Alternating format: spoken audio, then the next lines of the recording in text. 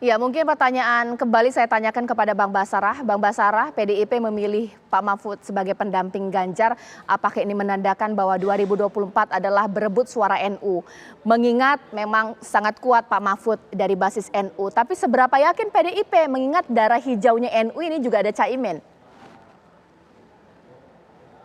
Jelaskan dan tegaskan, Caca, bahwa pemilihan Ibu Megawati Soekarno Putri yang didukung Ketua Umum partai-partai pengusung lainnya terhadap Profesor Mahfud MD bukan didasarkan atas pertimbangan pragmatis semata, baik pertimbangan pragmatis elektoral, apalagi pertimbangan pragmatis memiliki kapital finansial yang banyak untuk mengikuti kontestasi Pilpres. Pemilihan terhadap Profesor Mahfud MD lebih utama pada pertimbangan ideologis.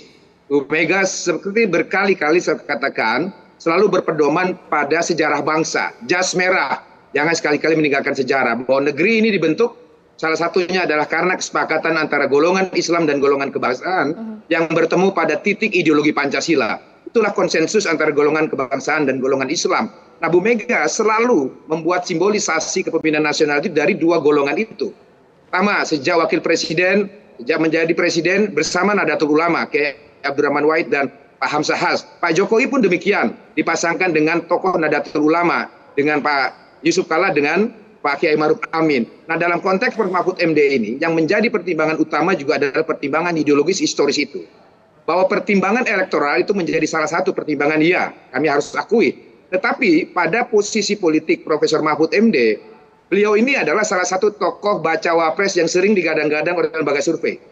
Tapi tak sekalipun Prof. Mahfud MD pernah mempromosikan apalagi mengkampanyekan dirinya.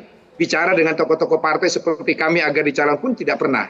Tetapi harus kita akui bahwa Prof. Mahfud MD ini adalah tokoh dan kader Nahdlatul Ulama dari Jawa Timur yang sekarang menjadi tokoh nasional. Beliau dari sedikit tokoh orang Indonesia yang pernah menjabat di tiga lembaga trias politika. Di eksekutif sebagai menterinya Presiden Abdurrahman Wahid dulu, Ketua Mahkamah Konstitusi, dan juga pernah menjadi anggota DPR. Lengkap sekali pengalaman trias politikanya.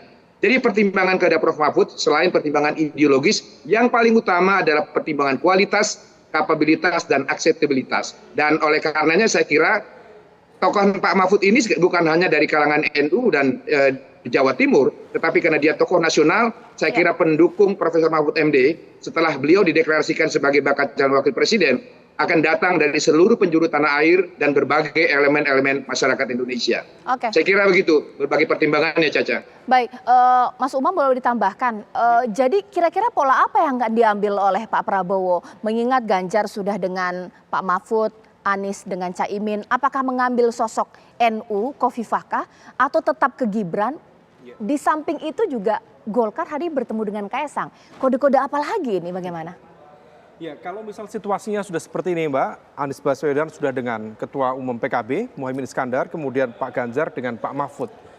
Maka harus menjadi sebuah kontemplasi cukup mendalam bagi kubu Pak Prabowo untuk memikirkan kembali apakah kemudian ingin memaksakan diri bersama dengan Gibran. Kalau kemudian Pak Prabowo memaksakan diri dengan Gibran, maka dia berpotensi masuk dalam killing ground. Dia bisa menjadi titik tembak dari berbagai elemen, bukan hanya dari kelompok koalisi perubahan, tetapi juga dari PDIP sendiri dan juga kalangan masyarakat sipil. Dan situasi itu tampaknya cukup menjadi catatan yang cukup serius untuk mendegradasi kredibilitas pencapresan Pak Prabowo. Nah, karena basis dua kompetitor yang lainnya sudah menggunakan variabel Nahdlatul Ulama, maka menjadi penting bagi Pak Prabowo untuk mempertimbangkan variabel Nahdlatul Ulama di situ. Kalau misal tidak, maka dia akan kerepotan. Partai-partai seperti PDIP termasuk Gerindra, barangkali kalau misal ditimbang kadar nasionalismenya itu bisa sekitar 24 karat. Maka kemudian backup yang tadi disampaikan oleh Pak Basarah dan juga diyakini oleh para elit PDIP, kekuatan nasionalis jika tidak di backup oleh kekuatan Islam moderat, itu dia akan pincang. Nah, situasi inilah yang tampaknya harus menjadi pertimbangan serius, ditambah lagi ada situasi di mana kemarin pasca putusan Mahkamah Konstitusi tampaknya reaksi dari masyarakat sipil terhadap pemerintah sendiri termasuk kepada keluarga Pak Jokowi sepertinya betul-betul di luar dugaan. Nah, situasi ini yang kemudian seolah menghidupkan kembali kartu-kartu politik dari tokoh-tokoh yang seperti Erick Thohir, kemudian Mbak Khofifah untuk hidup kembali. Nah, kalau misalnya kemudian itu bisa dipertimbangkan, waktu tidak banyak, praktis besok sudah pendaftaran, 2 minggu Baik. setelah ini. Mas Habib, apakah ini menandakan bahwa langkah Gerindra dan juga Pak Prabowo ini seakan terkunci dengan dipilihnya Pak Mahfud, bahwa tidak ada pilihan lain, bahwa harus dari sektor NU juga, Gibran jauh, ada penolakan, bahkan bukan juga NU. Jadi seperti apa ini? Apakah Erick Thohir, Kofifa? Ya, pertama kami tentu tidak akan reaktif ya, dalam mengamati, dalam mencermati situasi politik terkini ya. Dan kami akan memandang jernih, mengamati semua dinamika yang terjadi sehingga bisa menyimpulkan gejala-gejala ini sebetulnya gejala apa. Tadi disampaikan soal putusan MK, kami juga menangkap sudut pandang yang berbeda daripada yang disampaikan Mas Umam ya, bahwa kita juga tidak bisa menutup tertutup sebelah, karena sebaliknya di samping ada orang-orang yang menentang, tak kalah banyaknya pihak-pihak yang menyetujui, mensyukuri bahkan putusan Mahkamah Konstitusi tersebut, terutama kaum muda, kelompok milenial, kelompok generasi Z, dan itu semua kami pantau. Ya, jadi tidak benar ya kalau disebut masyarakat sipil semuanya menolak putusan MK dan itu menjadi hal yang negatif terkait kapasitas pencapresan Pak Prabowo ya, kalau nanti dikatakan dikait-kaitkan dengan Mas Gibran. Tidak sepenuhnya salah juga ya kan, tetapi kami selalu membandingkan dengan fakta-fakta lain yang kami temukan ya. Saya sendiri di daerah pemilihan saya melihat begitu banyaknya warga yang menyatakan dukungan terhadap putusan MK karena ini dianggap sebagai putusan yang memberikan ruang kepada generasi muda. Nah, karena itu memang faktor NU, faktor Jawa Timur kami akui sebagai faktor yang penting ya.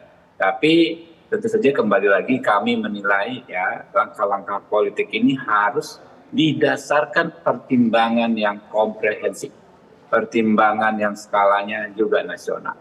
Mungkin itu. Oke, sekarang saya kembali ke Bang Basarah. Bang Basarah, kita juga belum menggali ini sebenarnya. Kenapa bisa kemudian Pak Mahfud oke dengan PDIP untuk maju dalam Pilpres 2024? Proses pendekatan dan chemistry dengan Pak Ganjar ini seperti apa sih?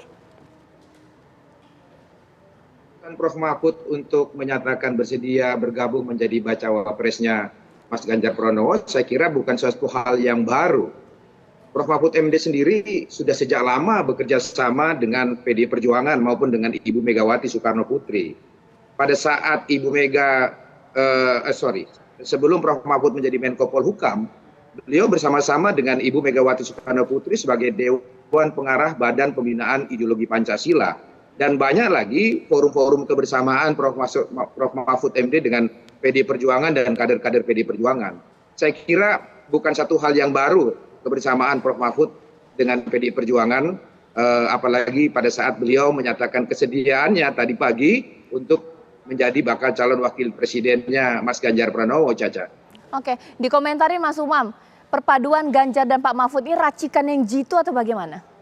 Iya, racikan jitu kalau misal kemudian diletakkan pada basis keyakinan tadi nasionalis religius. Tetapi di saat yang sama, bagaimanapun juga komposisi Ganjar Mahfud itu memang memberikan penguatan pada basis segmen Jawa, terutama di Jawa Tengah karena Mas Ganjar dari Gubernur Jawa Tengah, kemudian Jawa Timur bagaimanapun juga Pak Mahfud juga berasal dari Madura, kemudian juga memiliki komunikasi yang cukup intens dengan para kiai, jaringan santri, pesantren di wilayah Tapal Kuda dan lain sebagainya. Tetapi ada titik lemah di mana kemudian komposisi Ganjar Mahfud itu memunculkan sebuah pertanyaan bagaimana dengan basis Jawa Barat dan juga Banten. Nah, situasi ini yang kemudian tampaknya harus diantisipasi oleh PDIP dan juga tim pemenangan Ganjar Mahfud, karena dengan meletakkan dua nama ini maka kemudian bisa berpotensi terjadi kekosongan pemain terutama dari segmen ini, terutama di wilayah Jawa Barat dan juga Banten. Karena bagaimanapun juga beberapa pengalaman pemilu sebelumnya, PDIP relatif tidak begitu kuat di Jawa Barat dan juga di wilayah Banten tentu ada beberapa challengernya. Nah, ini bisa dibaca oleh kubu Pak Prabowo kalau misal kemudian menghitung betul bagaimana kemudian cawapres yang bisa memberikan insentif elektoral, maka Pak Prabowo yang relatif memiliki kekuatan di Jawa Barat dan juga kemarin menang di Banten, maka perlu mendapatkan basis kekuatan dari Jawa Timur. Nah, di level ini maka cawapres yang perlu dipilih oleh Pak Prabowo bukan hanya representasi dari kekuatan Nahdlatul Ulama, tetapi juga memiliki kekuatan teritorial, penguasaan teritorial, terutama di wilayah Jawa Timur. Kalau misal kemudian Jawa Barat dengan DPT terbesar 33 juta, kemudian ditambah dengan Banten, kemudian diperkuat dengan Jawa Timur yang menjadi battlefield dari penentuan pilpres beberapa pilpres yang lalu dan kemudian nanti di 2024, maka itu berpotensi menjadi sebuah kekuatan mesin politik yang cukup solid. Tetapi sekali lagi semua itu bergantung pada Pak Prabowo dan lingkarannya untuk memikirkan ulang apakah ingin tetap bersama Gibran ataukah bersikap realistis dengan rekalkulasi dari bagian-bagian kekuatan yang tadi sudah dibaca sedemikian rupa, merespon realitas politik per hari ini. Ganjar sudah bersama Pak Mahfud dan Anies sudah bersama Muhaimin. Oke, melakukan kalkulasi politik ini menjadi penting. Mungkin sekarang saya akan kembali ini bertanya kepada Mas Habib. Mas Habib, boleh dong dijelaskan ini arti dari pertemuan partai koalisi dari Gerindra ini sendiri, yakni Golkar bertemu dengan Kaesang ini apa? Ini menandakan apa? Ya namanya silaturahim ya, penjajakan selalu dilakukan oleh koalisi Indonesia Maju. Kami saling memberikan keleluasaan ke rekan-rekan untuk menjajaki, menggali informasi, meresapi ya, dengan melakukan pertemuan-pertemuan dengan berbagai macam pihak. Dan pada akhirnya para ketua umum partai politik lah ya, Prabowo dan sahabat-sahabatnya yang nanti akan memutuskan. Oke, baik. Mbak Caca, sedikit Mbak Caca. Menurut informasi spekulatif, konon kabarnya agenda hari ini itu rencananya sebenarnya itu diupayakan untuk menggolkarkan Mas Gibran. Jika memang deklarasi antara Gibran dengan Prabowo itu terjadi kemarin-kemarin. Tetapi karena situasinya belum menentu, ada ketidakpastian, rasanya kemudian terjadi proses judgment itu.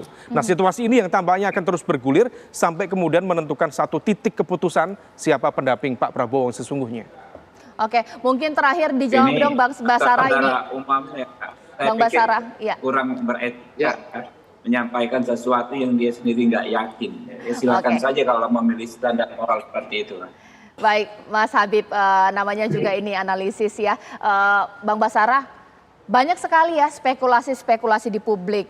Pastinya harus ditanggapi dan juga dijawab ya untuk tidak ada kebingungan. Mulai dari Gibran pindah partai ke Golkar, ini seperti apa tanggapannya?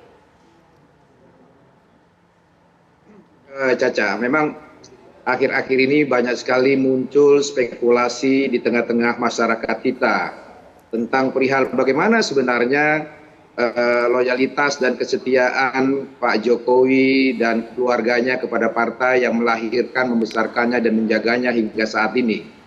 Banyak yang mengatakan Pak Jokowi akan meninggalkan, mengkhianati partai yang melahirkannya.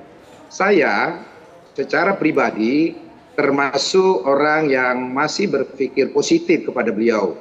Saya yakin Pak Jokowi dan keluarganya adalah orang baik dan keluarga yang baik, karena saya berpikir partai politik yang dulu di 2 kali pemilu presiden saja melakukan hal-hal yang kurang mengenakan, kurang patut dan lain sebagainya, beliau rangkul.